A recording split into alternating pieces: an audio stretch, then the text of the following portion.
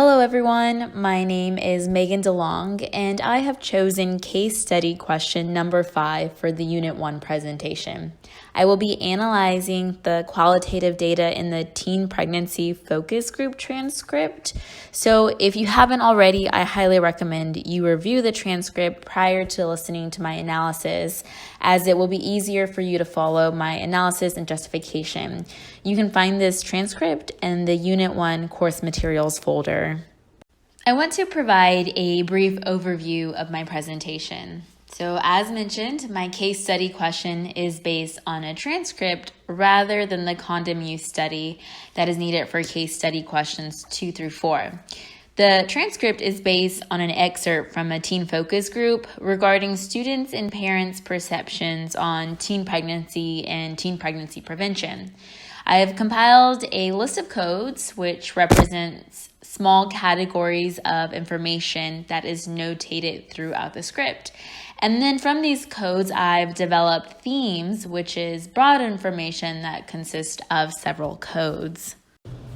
So when is qualitative research used? I actually pulled this information from the Lecture 4 notes simply because I thought it was laid out so well, and I think it is important in understanding this particular slide in order to understand why this study question was even posed in the first place. Qualitative research is needed when a problem or issue needs to be explored.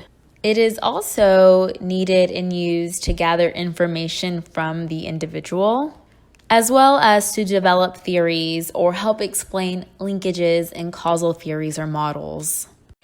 Remember, coding represents meaning. So the process of coding involves dissecting the text into small categories of information, and then using these codes to develop overall themes. So from the transcript, I came up with about 20 different codes, and I'll go ahead and review them. The first is lack of knowledge. From the focus group, it really seemed like many of the teens did not have enough knowledge and sought out knowledge from other peers, non-family members, and even the internet. There seemed to be a high general consensus that parents were going to be quite upset with their children, or I should say the focus group, should they become pregnant. Overall lack of trust, a definite stigma of teen pregnancies. People were ashamed of getting pregnant, and some even mentioned that becoming pregnant does not necessarily keep the partner, and the partner may potentially abandon them. Interference of age-related activities due to pregnancies, such as prom and sports activities and functions. In the beginning of the transcript, there was definite negativity of a fellow peer whom many of the focus group had just found out had become pregnant. In location of contraception, some of these teens have difficulty accessing contraception. So I'm going to finish up with the last 10 codes I discovered throughout the transcript. That being view of pregnancy, self-shame if you become pregnant, stereotypes of a religious affiliation. During the interview, some of the teams seemed nonchalant about pregnancy and felt like it's a normal occurrence at their school. However, the teens want to receive education and actually requested that the interview stay and hold an assembly for the student body. There seemed to be a common connection of the teens having a confidant that was not a specialist, but rather a teacher or a sibling. The teens did share and understand the risks and struggles associated with pregnancy, but I also found that some information given to them is unrealistic, such as don't get pregnant. But I feel like this is difficult to meet if the teens do not receive adequate education or contraception. The teens also turn to social media to help address their concerns, indicating a general lack of resources for this population within this particular community.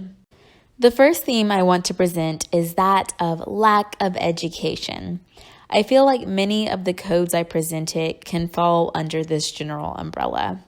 One of the students says, "Y'all might want to stay another day and bring it up tomorrow. You all should make an assembly." So as I previously mentioned, these students seem eager to learn from a professional and are open and receptive to receiving information from a professional as opposed to social media or non-professionals. I believe researchers would be able to use this information to aid in their efforts to form successful teen pregnancy intervention programs. Education tends to provide resources. However, without this foundational piece, teen students lack necessary resources to help them make informed decisions that will help prevent them from becoming pregnant. On to my second theme, and that is access to contraception. So, yes, education is needed to help make informed decisions, but tools teens utilize other than abstinence are necessary to prevent them or their partners from becoming pregnant. It's not always easy to purchase contraceptions. Then factor in feeling embarrassed going down the aisle to purchase condoms, or even having the funds to purchase condoms or any sort of contraception. Parents may be able to help their child or children purchase contraceptions, but there may be potential cultural barriers between parents and their children, or maybe there's just not an open communication.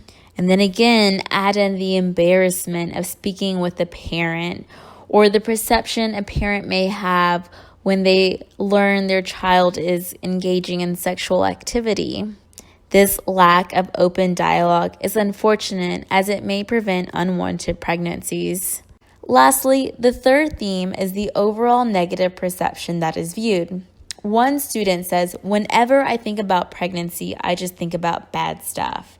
And it makes sense as pregnant teens face negativity from peers, the community, and family members. This can contribute to self-loathing and affects the individual's mental and overall health.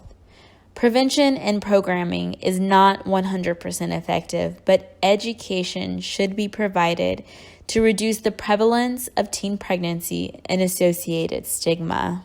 That was a very quick presentation, but I do feel like education is instrumental in helping teenagers make appropriate decisions in regards to their sexual activity to help prevent teen pregnancy. Thank you.